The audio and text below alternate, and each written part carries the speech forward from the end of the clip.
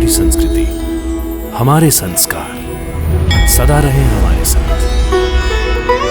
भारत के महान ग्रंथों और काव्यों का संपूर्ण संकलन। सब्सक्राइब करें तिलक। कई तरीके की एलईडी लाइट्स आपके घर और ऑफिस के लिए। GR LED lights, make India bright.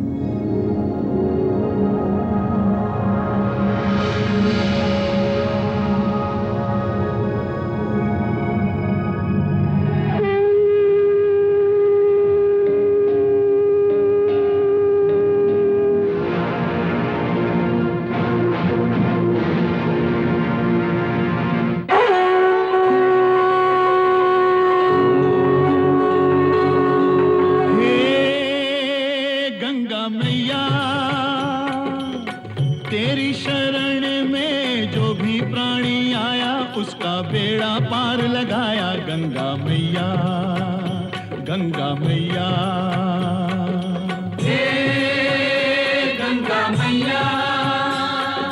हर हर गंगे, जय जय जय हर हर गंगे। निर्बल का बल तेरा ये जल, अमृत जैसा सबके लिए।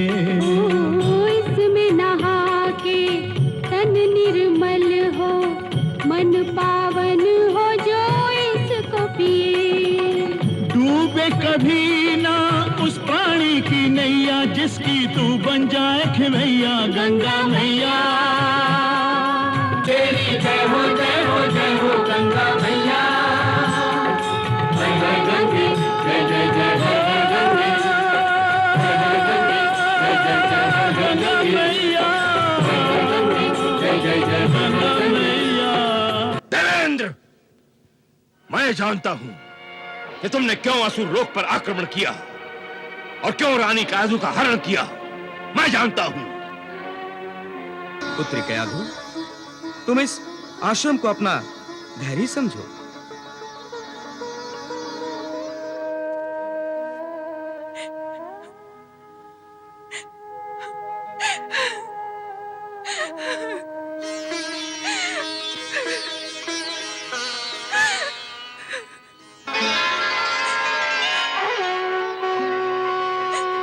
क्या बात है पुत्री कायधु?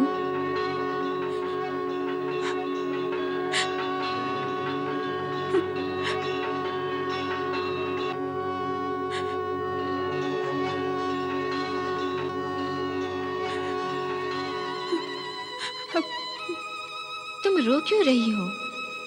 क्या ये आश्रम तुम्हें पसंद नहीं आया, या फिर यहाँ कोई कमी है? नहीं मैया, यहाँ कोई कमी नहीं है, यहाँ सब कुछ है। परंतु क्या कायधु? परंतु माँ नहीं है। जब मैं असुर लोक में थी तो दीदी सुमुखी ने मुझे माँ की कमी कभी महसूस नहीं होने दी। पुत्री, स्त्री जब तक स्वयं मां नहीं बन जाती, वो उस नन्हे बालक की भांति होती है जिसे हर पग पर मां की उंगली थामने की आवश्यकता रहती है। और विशेष करके मां बनते समय भी उसे मां की अत्यंत आवश्यकता रहती है।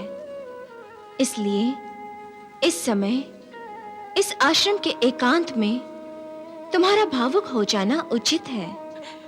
हाँ मैया, जैसे जैसे भक्त प्रहलाद के जन्म लेने की घड़ी निकट आ रही है, मेरे दिल की धड़कनें बढ़ती जा रही हैं। मुझे सहारे की जरूरत है मैया। मैं क्या करूं? मैं अपने इस व्याकुल मन को कैसे समझाऊं? पुत्री, जब संसार में कोई सहारा नहीं रह जाता, कोई आशा नहीं रह जाती, मन अकेला रह जाता है, तो यही सबसे उचित समय होता है अपने प्रभु को स्मरण करने का। जगत पिता को, जो अपनी हर रचना, हर प्राणी के लिए पिता भी है और माता भी। वत्स, इस एकांत के अवसर में अपने दुख, अपने मन की व्यथा को अनन्य भक्ति भाव में बदल दो। फिर तुम्हारे ये आंसू जो गिर गिर कर मिट्टी में मिल रहे हैं, श्रद्धा और भक्ति के वो मोती बन जाएंगे जिनका कोई मोल नहीं लगा सकता।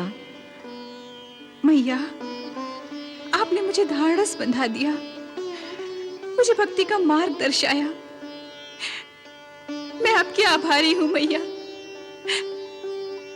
अब मैं प्रभु के नाम का स्मरण करूंगी। हाँ पुत्री, ओमकार का जाप किया करो। यही शब्द ब्रह्म है, यही सर्वव्यापी सत्य है, और इसी में ब्रह्मा, विष्णु, महेश का निवास है। यही ओमकार स्वरूप ब्रह्म सृष्टि के आदि से अंत तक व्याप्त होकर भी अक्षरावाणी के रूप में नित्य रहता है। वत्स कयाधु, ओमकार से ही सब है। तुम इसी महामंत्र की साधना करो। जो इस मंत्र का जाप करके उसे सिद्ध कर लेता है, वो भूः भुवः स्वः महः जनः तपः सत्यम, इन सभी लोकों से परे परलोक में जा पहुंचता है, जहां महाविष्णु का परम धाम है, वैकुंठ धाम है। ओमकार की साधना करने वाले साधक को ब्रह्मा, विष्णु, महेश तीनों अनुग्रहित करते हैं।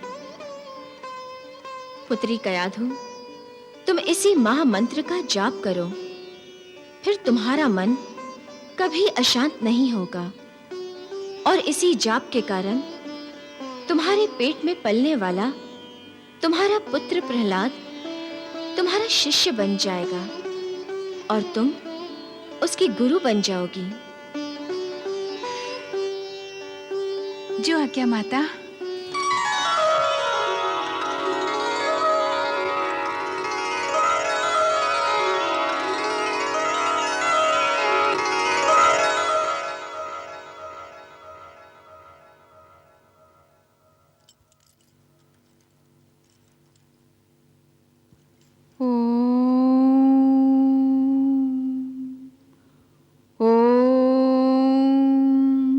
होश में आओ आल्हाद, होश में आओ, होश में आओ आल्हाद। देख लिया महारानी, मेरी अवज्ञा करने का परिणाम। देवताओं ने रानी कयाधु का हरण करके उसे मधुचंदा ऋषि के आश्रम में पहुंचा दिया है, जहां कोई असुर नहीं पहुंच सकता। अब क्या होगा गुरुदेव? अब तो केवल अनर्थ होगा महारानी, केवल अनर्थ। प्रहलाद का जन्म, जिसे मैंने असंभव बना दिया था, उसे तुमने संभव बना दिया। नहीं नहीं गुरुदेव, ऐसा न कहिए। यदि ऐसा अनर्थ हो जाएगा तो असुरेश्वर हमें कभी क्षमा नहीं करेंगे। ये तो तुम्हें उस समय सोचना चाहिए था महारानी, जब रानी कयाधु का गर्भ नष्ट करते समय तुमने दया से काम लिया था। उस समय तो रानी कयाधु के प्रति तुम्हारे दिल में बड़ा प्यार उमड़ा था ना। ये आप क्या कह रहे हैं गुरुदेव? मुझसे कुछ भी छुपा नहीं है महारानी। मैं तुम्हारी अंतरात्मा तक में झांक सकता हूं। यदि उस समय तुमने रानी कयाधु का गर्भ नष्ट कर दिया होता तो आज स्थिति इतनी गंभीर नहीं होती। मुझे क्षमा कर दीजिए गुरुदेव, मुझे क्षमा कर दीजिए। मुझसे भूल हो गई है। आप चाहे तो मुझे मृत्यु दंड दीजिए ना, परंतु होने वाले इस अनर्थ से असुर कुल को बचा लीजिए गुरुदेव। अब गुरुदेव, केवल आप ही असुर लोक को इस संकट से निकाल सकते हैं। आप स्वाधिष्ठान यज्ञ फिर से कीजिए और उससे प्राप्त तपोबल से आप देवताओं के षड्यंत्र को नष्ट कर दीजिए। नहीं महारानी, नहीं, अब यह असंभव है, असंभव। क्योंकि ऐसा यज्ञ अनुष्ठान बार बार नहीं किया जाता, बल्कि एक युग में केवल एक बार किया जाता है। इसी का लाभ उठाकर देवेंद्र ने मेरा यज्ञ भंग कर दिया। तो फिर आप देवताओं की इस चाल का उत्तर कैसे देंगे आप? महारानी सुमुखी, एक यज्ञ के नष्ट होने से शुक्राचार्य का तपोबल शून्य नहीं हो गया है। मेरे पास अब भी शक्तियों का वो भंडार है जिसका उत्तर देवताओं के पास छल के अतिरिक्त और कुछ भी नहीं है। मेरी शक्तियों से भयभीत होकर ही उन्होंने रानी कयाधु का हरण किया। मेरे प्रकोप से बचाने के लिए उन्होंने मधुचंदा ऋषि का सहारा लिया, परंतु मैं शुक्राचार्य उनके इस षड्यंत्र को कभी सफल नहीं होने दूंगा, कदापि नहीं। मैं भी तो देखूं कि मधुचंदा ऋषि वस्तु क्या है।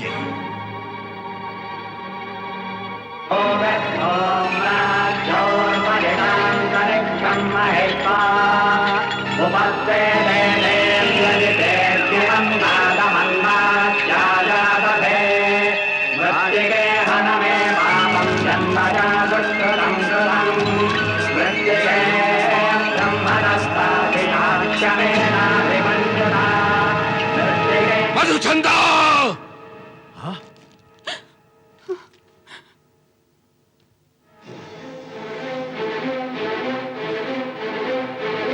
मधुचंदा!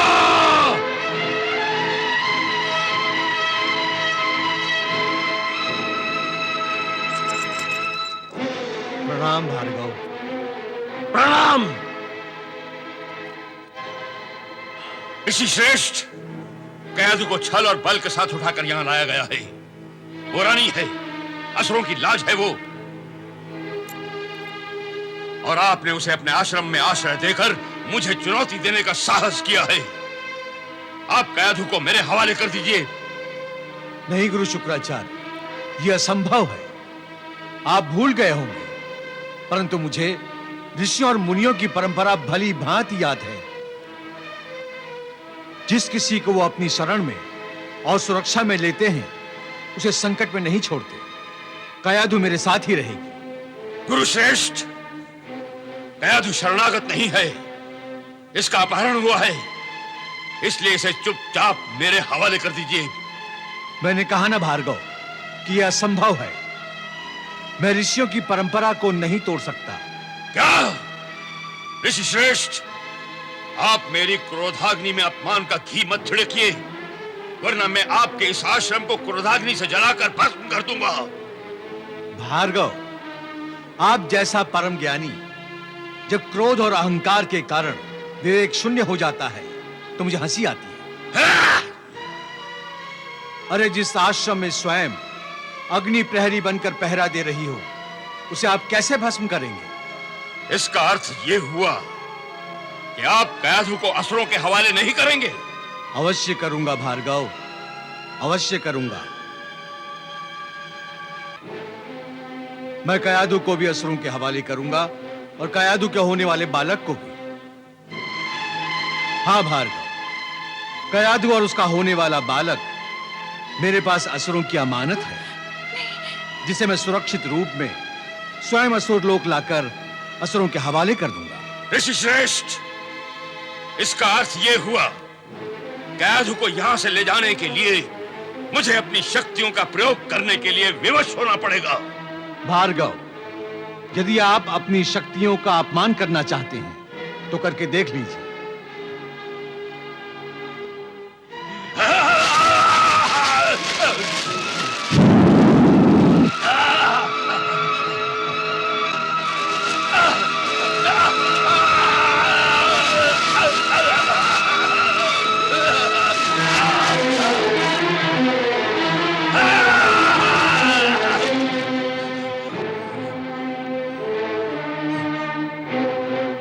मेरे आश्रम में मेरी इच्छा के विरुद्ध कोई प्रवेश नहीं कर सकता।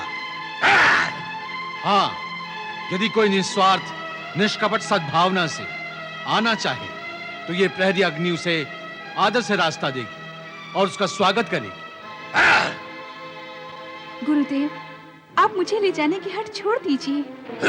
कयाधु, तुम्हारे कारण मेरा इतना भयंकर अपमान हो रहा है। तुम्हारा हरण करके देवताओं ने तुम्हारे पति परमेश्वर असुर सम्राट का भी अपमान किया है, फिर भी तुम अपने पति के शत्रुओं का पक्ष ले रही हो। नहीं, नहीं गुरुदेव। तो फिर छोड़ दो ये पापी आश्रम और मेरे साथ असुर लोक चलो। रानी कयाधु, ये मेरा आदेश है। कयाधु, तुम मेरी अवज्ञा कर रही हो। नहीं गुरुदेव, मैं आपके साथ नहीं चलूंगी। कयाधु! हे भार्गव, कयाधु आपके साथ नहीं आना चाहती। ऋषि श्रेष्ठ, इसका परिणाम भयंकर होगा। हाँ, इसका परिणाम भयंकर होगा।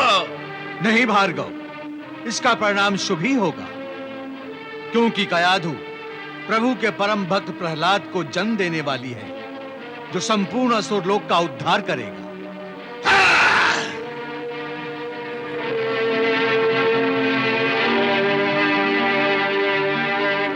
आओ पुत्र।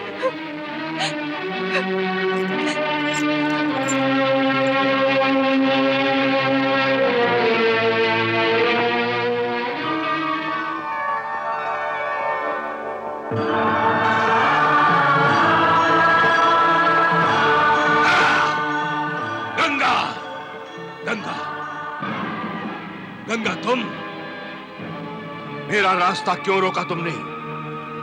माँ जब अपने पुत्र को गलत रास्ते पर बढ़ते देखती है तो आगे बढ़कर उसे रोकती ही है वत्स। तुम भी तो बहक और भटक गए हो, इसीलिए मैं तुम्हें भक्ति के मार्ग पर वापस लाने का प्रयास फिर करने आई हूँ। भक्ति? असुर कभी भक्ति से नहीं, शक्ति से काम लेते हैं, शक्ति से। परंतु ये शक्ति भक्ति द्वारा ही प्राप्त की जाती है, ये तुम भली भांति जानते हो, और इसीलिए तुमने हिरण्यकश्यप को भी भक्ति करने के लिए भेज दिया है। भक्ति के लिए नहीं, तपस्या करने के लिए। तपस्या। तपस्या भक्ति का ही एक रूप है पुत्र, और तुम भी तो तपस्या के रूप में भक्ति ही करते हो। फिर भक्ति से तिरस्कार का दिखावा क्यों करते हो?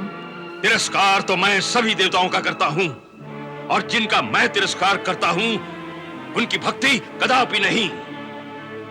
अब तो मैं देवताओं के हाथों बनी कठपुतली कयाधु का भी तिरस्कार करने लगा हूँ, क्योंकि वो विष्णु के अपवित्र अंश को जन्म देने के लिए असुरों से द्रोह कर रही है। तुम प्रभु का अपमान कर रहे हो पुत्र। मैंने विष्णु का कभी सम्मान नहीं किया, कभी नहीं। इसलिए तुम प्रभु की लीला को देख नहीं पा रहे हो। लीला नहीं, छल कहो गंगा, छल। प्रभु की लीला को छल कहने का पाप मत करो पुत्र। उनकी लीला को पहचानो और प्रभु की शरण में जाओ।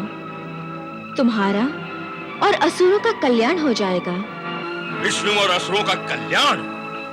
विष्णु कभी असुरों का कल्याण नहीं कर सकता, और मैं देवताओं का कल्याण होने नहीं दूंगा। मैं कयाधु और उसके अपवित्र गर्भ को नष्ट कर दूंगा। मैंने कभी हार नहीं मानी। गंगा, मेरी जीत होके रहेगी और अवश्य होगी। हाँ। तुम बहुत हठीले हो पुत्र। हाँ।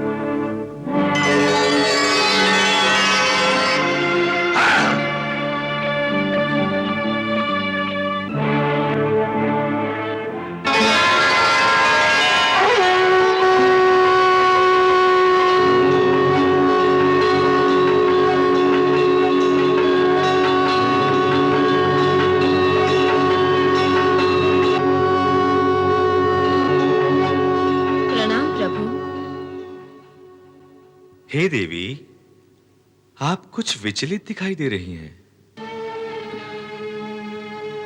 क्या बात है देवी गंगा? किस कारणवश आप चिंतित दिखाई दे रही हैं? हे जगत के पालनहार, हे विश्व विधाता, आप तो अंतर्यामी हैं। आपसे क्या छुपा है?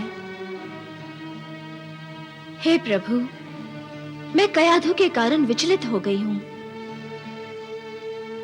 परंतु अब आपको विचलित होने की आवश्यकता नहीं है। हे देवी गंगा, आपके आशीर्वाद के साकार होने का समय आ गया है।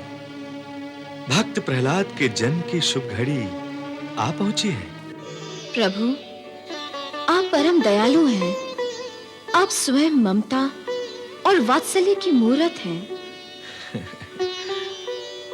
आप हम सबकी माता स्वरूप हैं। आपके स्नेह के समीप मेरी ममता कुछ भी नहीं है। हे सर्वव्यापी परमात्मा, आप समस्त चराचर और सृष्टियों के आदि पुरुष हैं। आप ही आरंभ हैं और आप ही अंत हैं। आप ही तारक हैं और आप ही मारक हैं। आपकी कृपा दृष्टि जिस पर होती है, उसकी ओर महाकाल भी देखने का साहस नहीं कर सकता।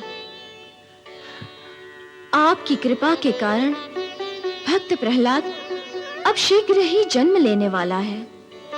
इसी संबंध में मेरी आपसे एक विनती है प्रभु।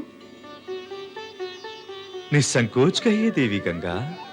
हे प्रभु, मैंने ही कयाधु को अपनी व्याकुलता और चिंता दूर करने के लिए आपके मंत्र का जाप करने को कहा था, परंतु इस जाप ने उसमें आपके दर्शनों की अभिलाषा को उसके लिए असहनीय बना दिया है, और फिर वो आपके परम भक्त की मां बनने जा रही है। क्या आप इस शुभ अवसर पर कयाधु को दर्शन नहीं देंगे प्रभु? आप जैसे जगत माता की विनती मैं कैसे अस्वीकार कर सकता हूं? मैं अवश्य कयाधु को दर्शन दूंगा, अवश्य। आपको कोटि कोटि प्रणाम प्रभु। जय हो गंगा मैया, तेरी जय हो गंगा मैया, तेरी जय हो गंगा